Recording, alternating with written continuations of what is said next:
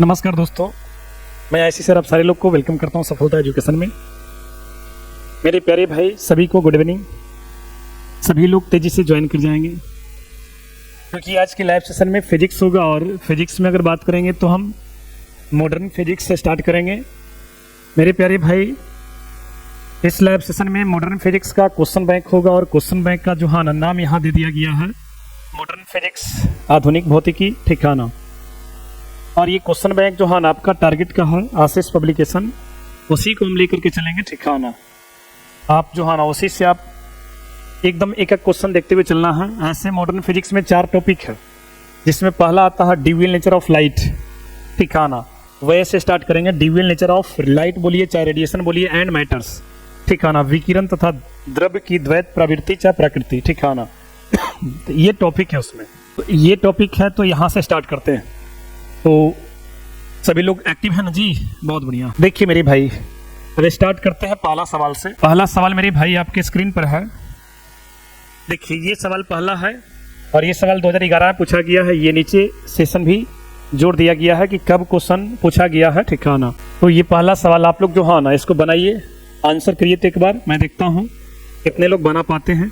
सभी लोग आंसर करेंगे। मैं देखना चाहता हूँ कितने लोग जो इसका आंसर सही कर रहा है। क्वेश्चन है मेरे भाई, लेजर किरण में फोटोन दूसरे फोटोन को उत्सर्जन के लिए प्रेरित करता है। दोनों फोटोन का होता है। देखिए जी, क्वेश्चन ये है कि लेजर किरण में जो फोटोन, आप लोग को ये पता होना चाहिए कि प्रकाश जो छोटे छोटे कणों से मिलकर बना होता है। प्रत्येक कण को फोटोन कहते हैं, है कि नहीं?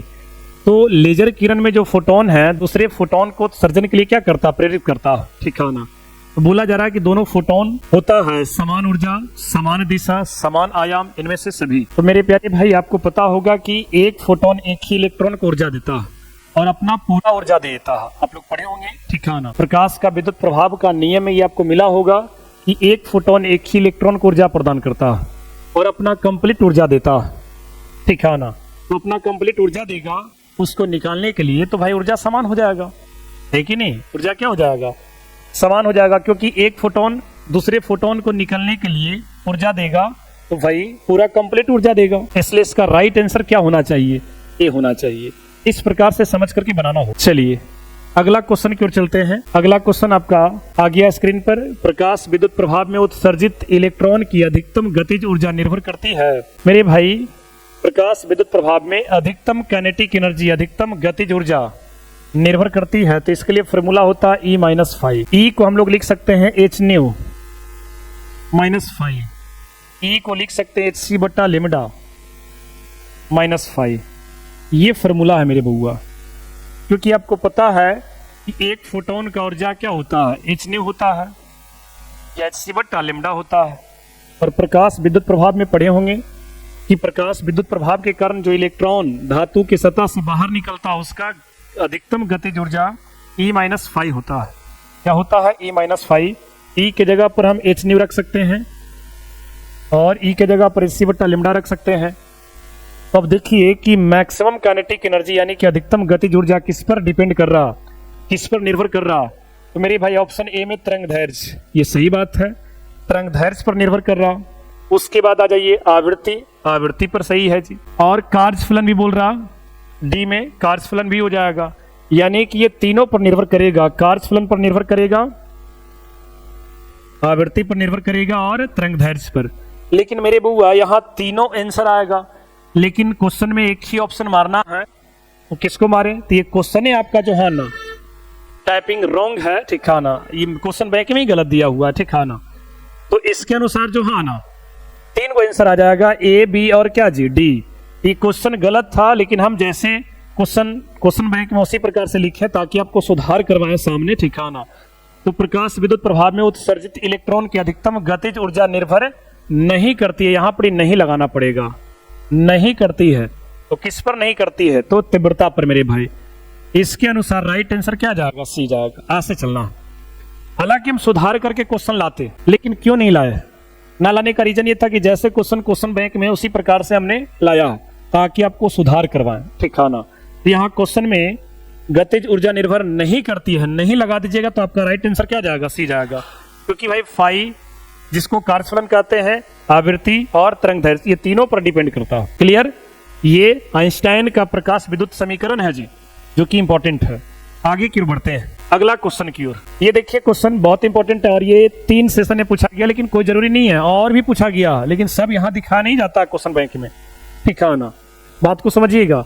ये लगातार ऐसे पूछा गया है, लेकिन और भी पूछा गया, ऐसा कोई जरूरी नहीं कि 20 के बाद नहीं पूछा भी है, लेकिन उसको हम नहीं डाले। ठीक है ना, बस दिखाने के लिए।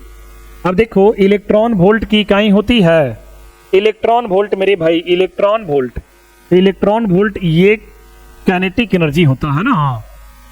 आपको ये बताया गया होगा कि किसी इलेक्ट्रॉन को V वोल्ट से त्वरित किया जाता है तो काइनेटिक एनर्जी क्या हो जाता है, EV हो जाता है। अगर किसी आवेश को V वोल्ट से त्वरित करेंगे तो उस आवेश का गतिज ऊर्जा QV होता। अगर इलेक्ट्रॉन रहेगा तो क्या हो जाएगा, EV हो जाएगा। तो इलेक्ट्रॉन वोल्ट एक प्रकार का ऊर्जा है भाई, क्या काइनेटिक एनर्जी गतिज ऊर्जा एक प्रकार का ऊर्जा ना हो गया जी। तो भाई इसकी इकाई होती है आवेश की, विभवांतर की नहीं होगा, धारा की नहीं होगा, किसकी हो जाएगा, ऊर्जा की। राइट आंसर क्या जाएगा, डी जाएगा। इस प्रकार से आपको डिसाइड करना पड़ेगा। और ये मेरे बुआ, ये फॉर्मूला भी इंपॉर्टेंट है, ध्यान में रखिएगा। Kinetic energy Q into V है कि नहीं, या इलेक्ट्रॉन के लिए काइनेटिक एनर्जी हो जाएगा EV, क्योंकि Q के जगह पर E रख देंगे, है कि नहीं। अब V वोल्ट है, रख दिया जाएगा। ये फॉर्मूला भी है, आगे काम देगा। चलिए अगला क्वेश्चन की ओर आते हैं। ये फोटोन की ऊर्जा बराबर होती है, अभी हमने लिखा था कि एक फोटोन की ऊर्जा h न्यू या hc बट्टा लेमडा होता। एक फोटोन की ऊर्जा, ये मेरे भाई एक फोटोन की ऊर्जा, एक फोटोन की ऊर्जा। अगर बउआ आपसे पूछेगा कि n फोटोन की ऊर्जा बताइए, तो n h न्यू या n hc बट्टा लेमडा। ये बउआ n फोटोन की ऊर्जा, ये बड़ा काम का चीज है। n फोटोन की ऊर्जा, n फोटोन की ऊर्जा है। अगर एक फोटोन रहेगा तो h न्यू या hc बट्टा लेमडा, n को रहेगा तो n से मल्टीप्लाई कर देंगे और यहां भी n से मल्टीप्लाई कर देंगे। तो यहां आपसे पूछा जा रहा है फोटोन की ऊर्जा, तो फोटोन का मतलब एक फोटोन, और एक कहेगा कि पेन लाओ, मतलब के पेन लाओ, 4 पेन, एक पेन ना जी, है कि नहीं। तो फोटोन का मतलब एक फोटोन, और एक फोटोन की ऊर्जा जो है ना, सब आवृत्ति के टर्म में दिया है, तो ये h न्यू जाएगा। क्या जाएगा, h न्यू। राइट आंसर मेरे भाई ए जाएगा। क्लियर, आगे की ओर बढ़ते हैं। अगला सवाल क्या है, उत्सर्जित फोटो इलेक्ट्रॉन की ऊर्जा निर्भर करती है। फिर देखिए वही क्वेश्चन आ गया, उत्सर्जित फोटो इलेक्ट्रॉन की ऊर्जा निर्भर करती है। मेरे भाई जब प्रकाश विद्युत प्रभाव में अगर बात करेंगे, तो प्रकाश विद्युत प्रभाव में जब अधिक आवृत्ति वाले प्रकाश को धातु की सतह पर गिराते हैं, तो धातु की सतह से इलेक्ट्रॉन का उत्सर्जन होता है। इस इलेक्ट्रॉन को फोटो इलेक्ट्रॉन कहते हैं, है कि नहीं। और ये पूरे घटना को प्रकाश विद्युत प्रभाव कहते हैं, फोटो इलेक्ट्रिक इफेक्ट कहते हैं, हिंदी में प्रकाश विद्युत प्रभाव कहते हैं। और प्रकाश विद्युत प्रभाव में उत्सर्जित फोटो इलेक्ट्रॉन की ऊर्जा मतलब वही काइनेटिक एनर्जी, जो कि मैक्सिमम होता है, कितना होता है, तो E-5 होता है। और E को हम लोग क्या लिखेंगे, h न्यू। E को हम लोग लिख सकते हैं hc बट्टा लेमडा, है कि नहीं। तो मेरे भाई ये हुआ, यानी कि ये 3 चीज पर डिपेंड करेगा।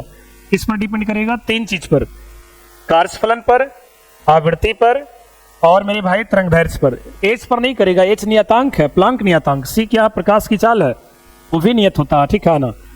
तो प्रकाश की तीव्रता पर, प्रकाश के तरंगदैर्घ्य पर, धातु के कार्जफलन पर, इनमें से कोई नहीं। फिर यहाँ वापस 2 ही को आंसर जाएगा, यहाँ 2 को आंसर जाएगा, ठीक है ना। नहीं तो क्वेश्चन को सुधार करना पड़ेगा, और क्वेश्चन यहाँ सुधारना पड़ेगा। हमसे अगर पूछोगे तो क्वेश्चन सुधारना पड़ेगा कि उत्सर्जित फोटो इलेक्ट्रॉन की ऊर्जा निर्भर नहीं करती है। क्या नहीं करती है, किस पर नहीं करती है, तो मेरे भाई प्रकाश की तीव्रता पर, प्रकाश की क्या जी, तीव्रता पर निर्भर नहीं करती। अब क्वेश्चन सही हुआ और इसका राइट आंसर क्या जाएगा, डी जाएगा, ठीक है ना। तो थोड़ा थोड़ा ये माइनर जो है ना मिस्टेक है, एक आध जगह, ज्यादा जगह नहीं है, ठीक है ना। हर क्वेश्चन बैंक में रहता है। चलिए अभी क्वेश्चन पीछे करवाए थे ये वाला, आगे की ओर बढ़ते हैं। ये आपका क्वेश्चन मेरे भाई अभी 5 चल रहा था, इसके बाद 6 नंबर क्वेश्चन आपके स्क्रीन पर है। पूर्ण तरंग दिष्ट कारक में उपयोग होता है, पूर्ण तरंग दिष्ट कारक में उपयोग होता है। अगर पूर्ण तरंग दिष्ट कारक की बात करेंगे तो उसमें 2 डायोड का प्रयोग होता है। दिष्टकारी क्या है, तो दिष्टकारी एक विद्युतीय उपकरण होता है जो AC को DC में करता है, प्रत्यावर्ती धारा को दिष्ट धारा में करता है, इसलिए इसको दिष्टकारी कहते हैं। और दिष्टकारी को यहाँ दिष्टकारक लिखा है। दिष्टकारी 2 प्रकार के होते हैं, एक होता अर्ध तरंग दिष्टकारी और एक होता है पूर्ण तरंग दिष्टकारी।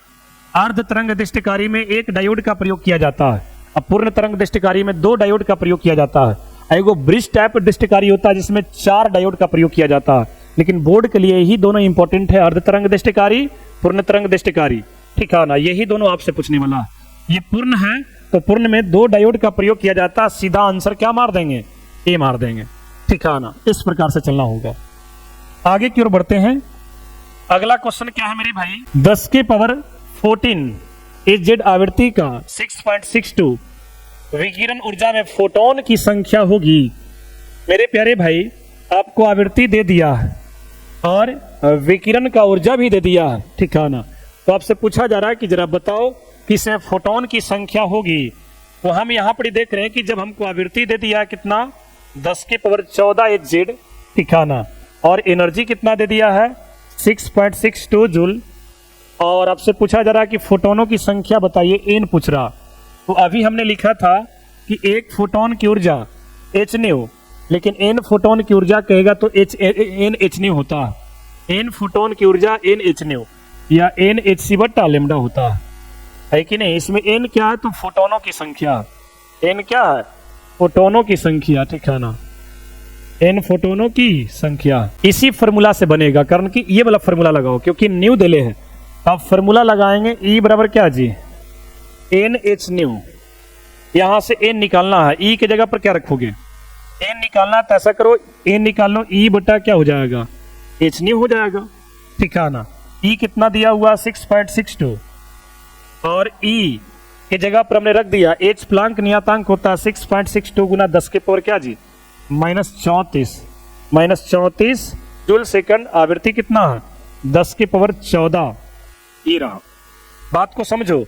इसमें एच प्लांक नियतांक है जिसका मान 6.62 गुना 10 के पावर -34 जूल सेकंड होता है। Joule second. इसको याद करना पड़ेगा, ये याद होना चाहिए तब आप बना पाइएगा। ठीक है ना, यही चीज यहां रख दिए हैं। आवृत्ति 10 के पावर 14 दिया है, ये सीधा कट जाएगा, बचेगा क्या? 1 बटा 10 के पावर -34 में से ये 14 प्लस में जाएगा तो 10 के पावर कितना बचेगा? -20। और ऊपर जाएगा तो 10 के पावर क्या हो जाएगा? +20।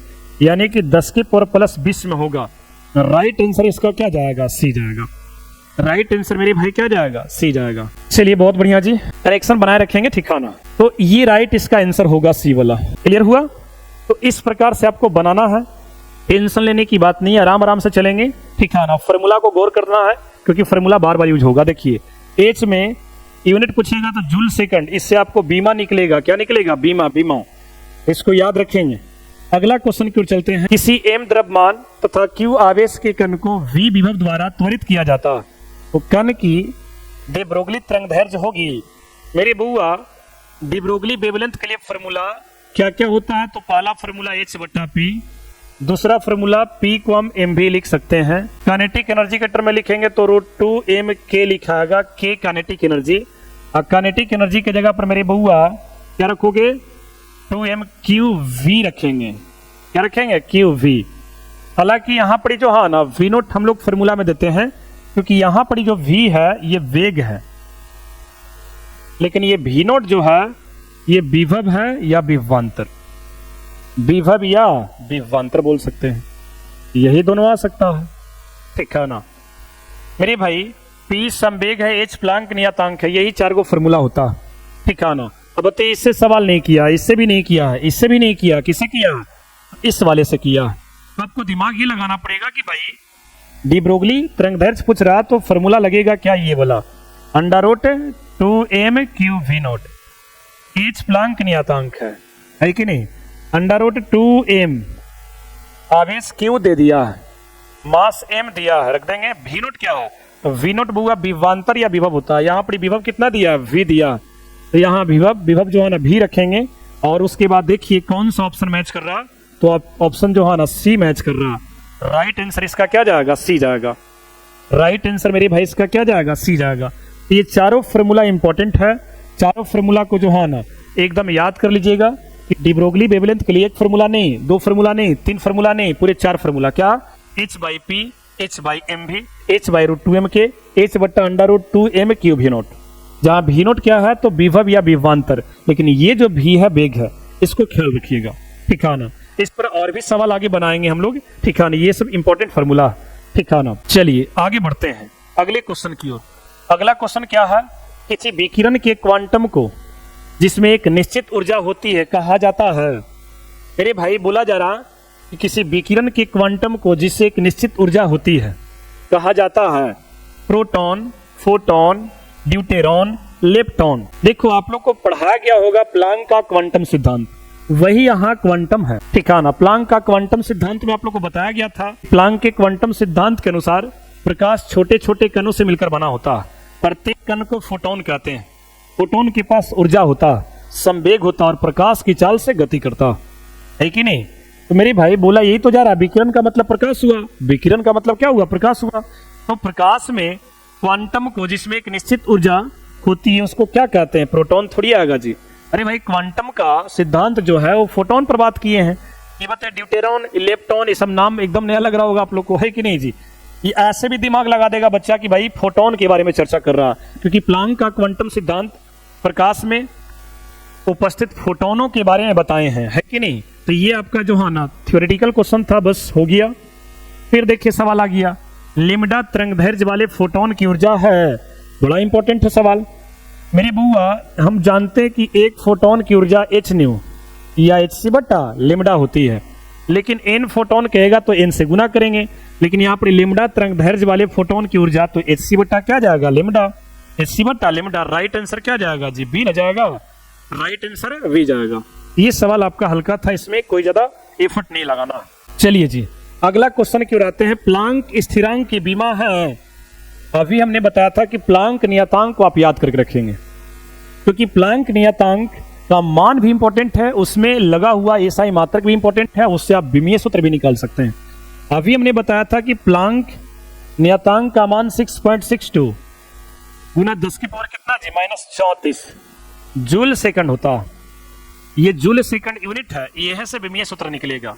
यहां से आप बीमा निकाल सकते हैं जूल कार्स के लिए, और कार्स का बीमा क्या होता है, ml² t-2, है कि नहीं। और ये सेकंड मतलब समय के लिए ना है जी, समय के लिए क्या हो जाएगा t। तो यहां से बुआ क्या आ जाएगा, ml² t⁻², इस पर 1 छुपा हुआ ना है, ये -1, क्योंकि -2 में से एक जाएगा तो -1। अब इसे मिलाओ कौन सा मैच कर रहा, ml² t-1, ये तो पहला ऑप्शन मैच कर रहा है जी। राइट आंसर क्या जाएगा, ए जाएगा। राइट आंसर क्या जाएगा, ए जाएगा। तो इस प्रकार से आपको यूज करके बनाना है कि नहीं। अगला क्वेश्चन की ओर चलते हैं। अगला क्वेश्चन मेरे भाई आप लोग बताइए आंसर।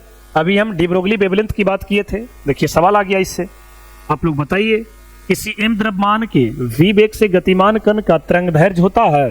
देखिए गतिमान कण हो, कोई भी गतिशील कण का तरंगदैर्घ्य हम लोग डी ब्रोगली वेवलेंथ से निकालते हैं, डी ब्रोगली तरंगदैर्घ्य से निकालते हैं, ठीक है ना। कोई भी छोटा कण अगर गतिशील में है तो उसका अगर कहेगा कि तरंगदैर्घ्य बताओ, तो समझ जाओ डी ब्रोगली तरंगदैर्घ्य से निकलेगा, क्योंकि डी ब्रोगली साहब जो है ना वो गतिशील जो है ना कण का वेवलेंथ को डिसाइड किए, और उसके लिए 4 फार्मूला भी बताए थे। तुम ही बताओ, ये 4 फार्मूला में पहला फार्मूला h बटा p को हम mv लिख सकते हैं, है कि नहीं। ये काइनेटिक एनर्जी के टर्म में √2m लिख सकते हैं, या h बटा क्या जी, k की जगह पर q v0 लिख सकते हैं। v0 क्या विभवांतर है, लेकिन ये v क्या है, ये v0 विभवांतर है, लेकिन ये v क्या है, तो ये वेग है। बड़ा इंपॉर्टेंट है, ये वेग है, लेकिन ये क्या है, विभव बोलो या विभवांतर बोलो, ठीक है ना। चलेगा। अब बताइए किससे सवाल किया है, तो mv वाला से कर दिया जी, ये दूसरा का से सवाल कर दिया है, h बटा mv। राइट आंसर मेरे बुआ क्या जाएगा, v जाएगा। देखिए बहुत सारा बच्चा का आंसर आ रहा, राइट आंसर क्या जाएगा, v जाएगा। आगे की ओर बढ़ते हैं। हल्का सवाल था, फोटोन का विराम द्रव्यमान क्या होगा। मेरे प्यारे भाई फोटोन का विराम द्रव्यमान क्या होगा आपको बताना है। एकदम हल्का सवाल, इसमें कोई दम नहीं है, इस सवाल में कोई दम नहीं है जी। सभी लोग इसका आंसर देंगे, क्या आंसर होगा मेरे भाई। फोटोन का विराम द्रव्यमान अगर बात करेंगे तो क्या होता है, शून्य होता है।